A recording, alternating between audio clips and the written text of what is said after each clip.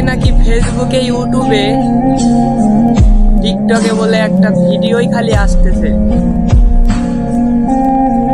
আরো মানে এও শুনলাম টিকটকার একটা মেয়ে নাকি মারা গেছে।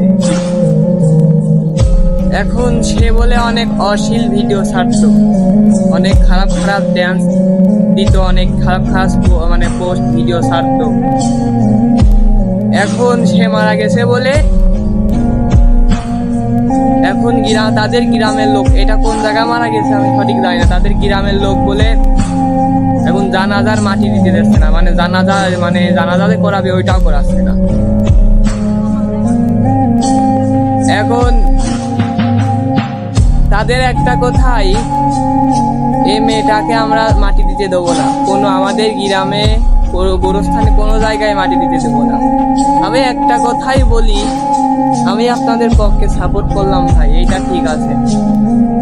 তার বাদেও আমি মেয়েদেরকে একটা কথা বলি, টিকটক করো সমস্যা নাই, ফেসবুক চালাও সমস্যা নাই, ইউটিউব করো সমস্যা নাই, নিজের ফেস দিয়ে কোনো কিছু ছাইরো না। আমার এইটা বলা তো পাপ হলো। কোথা কি যে ইসলামে আছে মেয়েদের মানে পর্দাতে থাকা, মেয়েদের পর্দাতে থাকা, আমার এটা বলাও সমস্যা হলো। কথা বোঝা গেছে?